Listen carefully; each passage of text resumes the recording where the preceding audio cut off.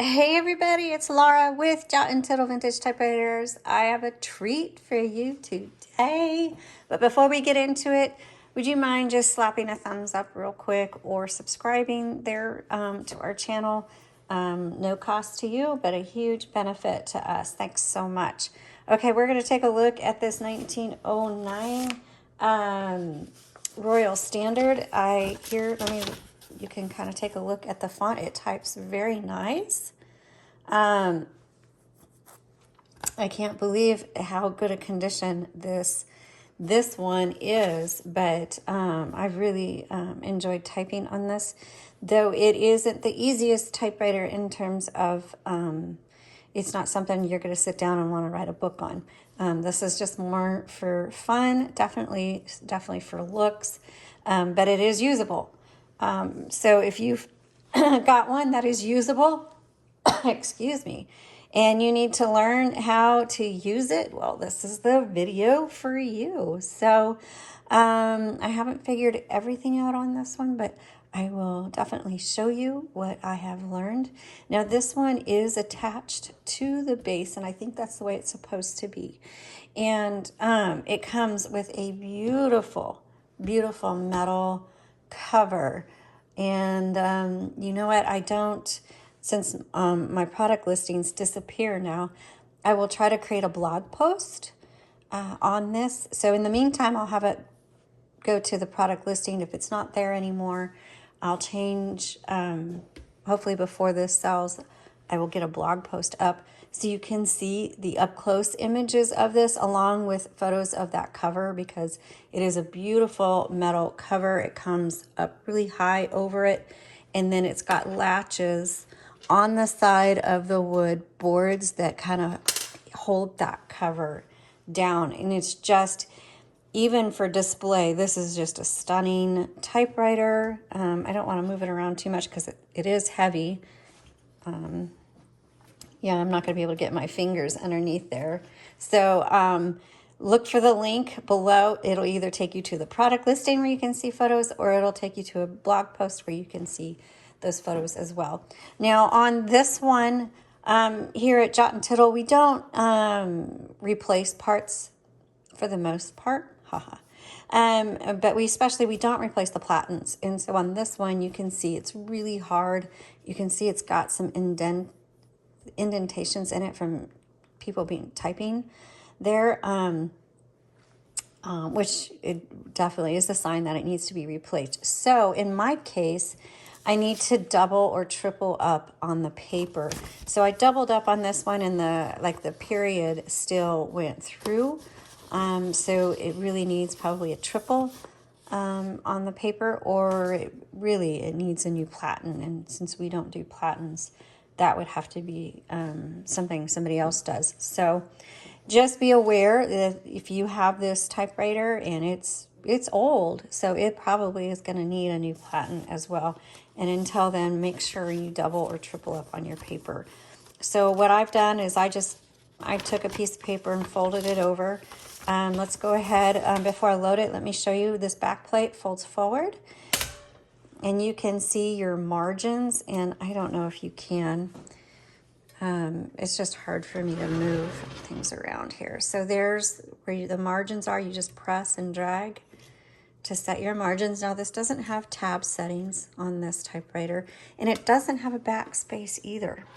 It looks like it should have, and it probably would have been right here. But on mine, there's a slit there, but there is no key there, button, whatever you want to call that. So, and this is our first one of the number one, the Royal Standard number one. So I don't know if they didn't have a backspace, or on this one it's broken. I am not sure on this one. Okay.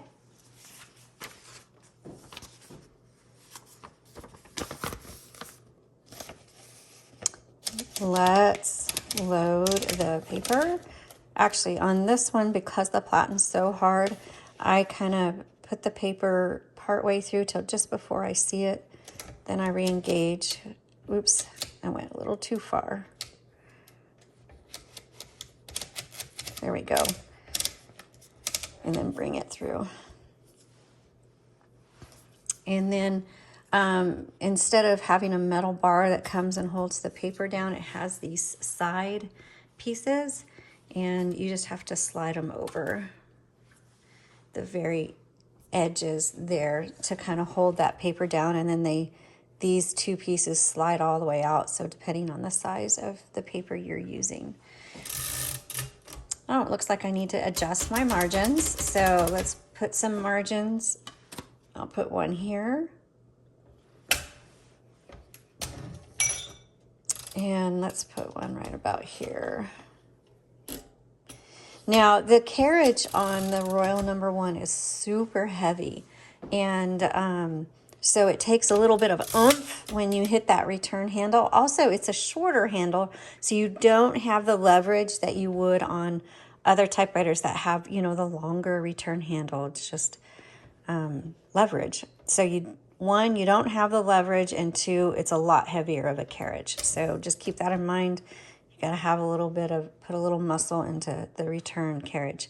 Over here, you've got the paper release. That is what I used to get my paper started because I have a hard platen. But you have to make sure you re-engage it. This button right here, the very first one closest to the handle, that is your carriage release. You pull that in, and then you can go back and forth. You hear the bell. Mine is kind of lost its reverberation, so it's just like a flat blink rather than a ding. I just got distracted, looked out my window, and it looks like a painting, a portrait. The lake, the water on the lake is like glass, and so the fall trees are reflecting onto the lake. It's just beautiful. Okay, this down here, there is a lever that's kind of underneath, and you press down, and it's moving this bottom piece. I don't know the name of it, and I'm actually not quite sure what this is for. It could have to do with the loading of the paper. I'm not sure, so sorry about that. I don't know. Over here on the left side is your line selector. So you have triple line. Oops, gotta move that over. There we go. There. So we've got the triple, double, single, and then this locks it. Okay, we'll put it on double. Down here, you've got your ribbon. Now, the Royal Standard needs its custom spools with it. You cannot use a universal ribbon on this. You need the custom spools. If you're missing your spools, you may want to check out maybe some parts groups on Facebook or something like that.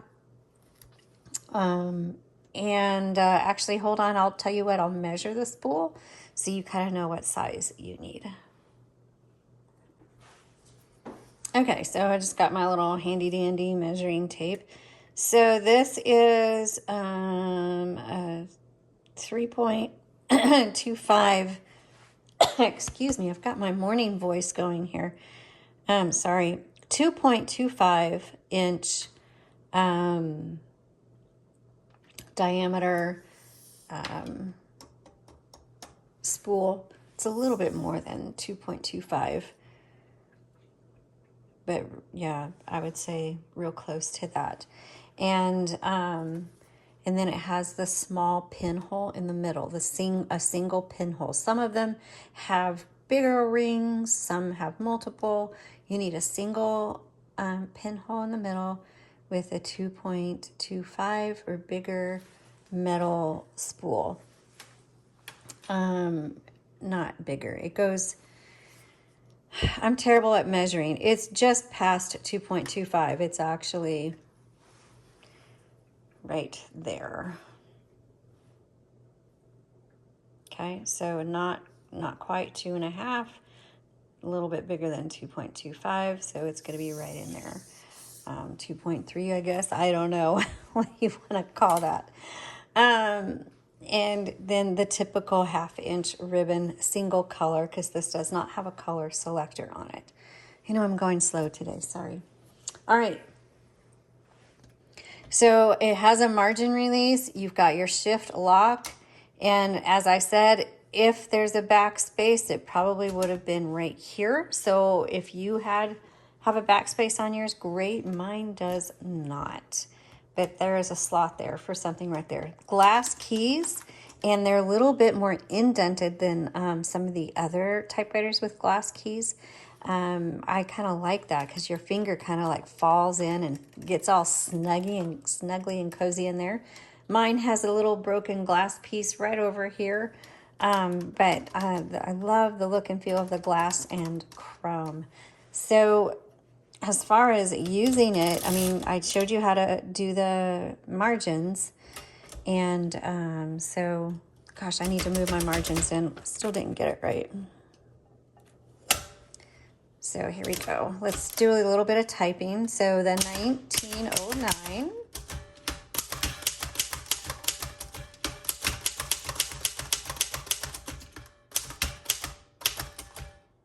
So people ask, where's your number 1? Well, I use the lowercase l for the number 1. And then also for exclamation points, people are like, how do you do an exclamation point?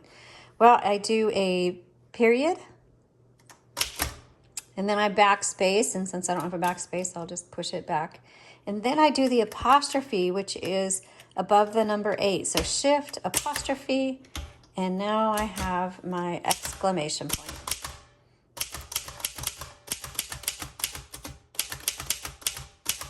Because we all have a point to make, right? Okay. So let me show you the margin release. Let me pull this margin in a little bit further.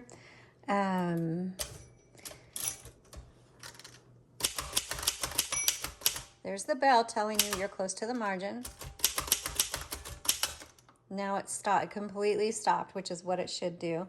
Margin release, just press that. Nothing happens, it looks like, but now you can type. Testing the margin. So that is the Royal Standard one. Oh, and reversing your ribbon, that's what this lever is for. You kind of just go back and forth to reverse your ribbon.